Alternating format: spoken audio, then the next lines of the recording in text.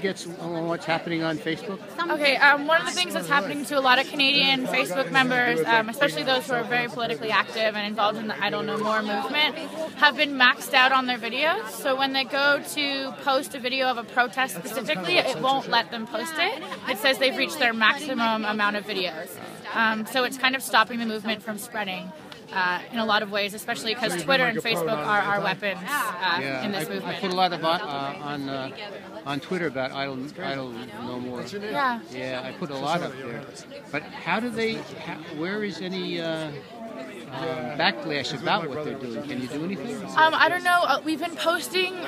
My mom took a screenshot of what Facebook said, the message it said to her, and we've been trying to spread the word, but it's happening to a lot of people, and Facebook is denying any claims of it being their problem. Right. They're going to admit to anything, right? Yeah, exactly. So we're trying to see what's going on, but there's definitely ways that people are trying to shut it down. I know that YouTube is also starting to do restrictions. And, no kidding.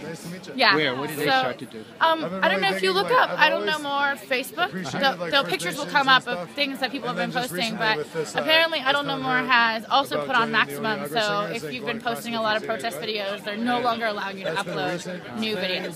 So where are you from?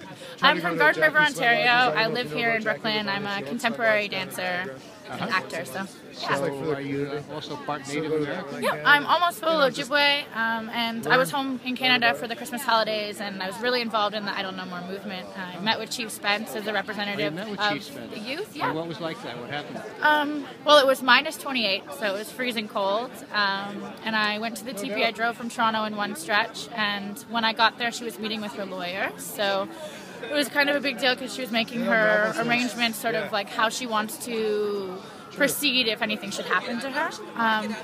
So I was the last visitor that went in, and her message was pretty clear that this was a movement that was for the youth, and that's why her tools are Facebook and Twitter, is that she really wants to mobilize the youth, and that everything we're doing with I Don't Know More is for our future.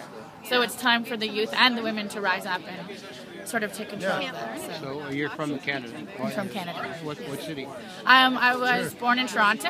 My family now lives in Barrie, which is about an hour north of Toronto. But I'm a member of the Medewan Lodge, which is the original Ojibwe Medicine Society. Oh, I just learned how to pronounce that. It's Ojibwe. Ojibwe or Ojibwa, it's the same thing. Yes, that's what I remember that. I was trying to learn a little bit of language. A little bit of the language. Yeah. Yes. Yeah. Did you hear about that? I can't think of the book that just came out with a woman who's a very famous author now. This is a bestseller. It's Roundhouse. She's from the Ojibwe. Yeah. I haven't heard of it, but I should. I'm sure maybe I have, but I just ran into it the other day in a bookstore, so I bought the book because of my friend Chantel, who lives up in the area. So I want to read it. It sounds very good. One of a really good book that you can probably find online that sort of is like the history of the Ojibwe culture and all of the lodges, called the Mishomis book, and it's a beautiful illustrated book done by the leader of our lodge, and it's who's it by? It's by Eddie Betten-Benet, and it's called the Mishomis book. Thank you so much. What's your name? My name is Serene, or it's Wabanongo Kwe, which is Morning Star Woman. Morning Star Woman. Good name. Thank you so much. Thank you. I'll give you my card and I'll show you where you can look it up on YouTube. Awesome. Okay, Cheers. Thank you so much. Okay, thank you. Miigwech. What did you say? I said miigwech. Thank you. Okay. Yeah. It's not like about having a pity party. It's about just being miigwech. Miigwech. Yeah, miigwech. That's one of the words I looked up also. Now that seems a little familiar to me. Yeah. Yeah. Thank you so much. Yeah, miigwech.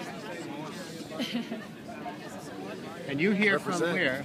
Oh, I'm here from Niagara Falls. You're in a band, I know. From Niagara Falls. I was joined with the Oniagara singers out of the Niagara area. Oniagara being the word that refers to the land between, like the neck between two waters, which is the geographical region of the Niagara region in Ontario. And so I'm part of like a drumming and singing group called the Oniagara Singers. And we've recently been cross-country with Xavier Rudd, doing about a 15-minute openings, like prelude to Xavier Rudd coming on stage. We did that across Canada. And I've just been learning to embrace Native culture and First Nations ways, and it's a part of moving forward on Turtle So how Island. did you get interested in embracing the First Nation ways? Just feeling the relevance, seeing the relevance, and From where? How did you first come into this awareness and wanting to be interested in it? that's a good question. I guess I've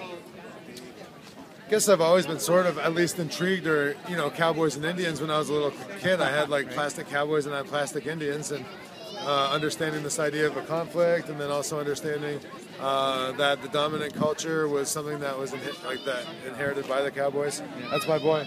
Joey, I'm over here. Hold on, come over here. That's your son? Yeah. I love his Come hat. here. And You'll never lose him with that hat. well, right? that's one of the ideas. It's the one hat that he likes to wear, so we keep it on. And a long time ago, we met a lady named Jackie Labonte, and she had invited us to Sweat Lodge. So I participated in Sweat Lodge in the Niagara region when I could. I also spent time in Hawaii, and when I was there, I met a roadman named Kingfisher, and I also participated in some of his Sweat Lodge, and also peyote ceremony a couple times, and learned about the Church of the Four Directions. How was the peyote? Red I Road. never had that. Peyote in the format that I interacted with, it is very profound. I was involved in peyote ceremonies, which is First Nations, basically a church designated as a church, so they have like legal access, and it's it can be persecuted through depending on the state. But where I was in Hawaii, there's a pretty active Church of the Four Directions there, and a roadman named Kingfisher, who is since birthed on to the next realm. You could say his mind frame was about sharing that culture with the people of the rainbow, and so I was fortunate to meet him, and he involved us in the ceremonies and taught the songs and the ways and the culture, and taught us about the Red Road and how to walk the path. And so peyote as a substance was very very just connected you to all things. It just really made the connections to all life really apparent. Well, thank you so much. My name is Mark. Juan? Mark. Juan Mark? Mark. Mark. Yeah. Mark. Just You Mark. can stick a Juan in there too. I like that. Juan Mark. Nice to meet you. Juan Mark. That's going to be my name. I'm now, Juan Johannes. Everybody calls me Yo. Mark. Nice to Singing meet you. Canary on Facebook. Okay. Well, nice to meet you very much. Thank you for talking about what you just talked about. Thank you.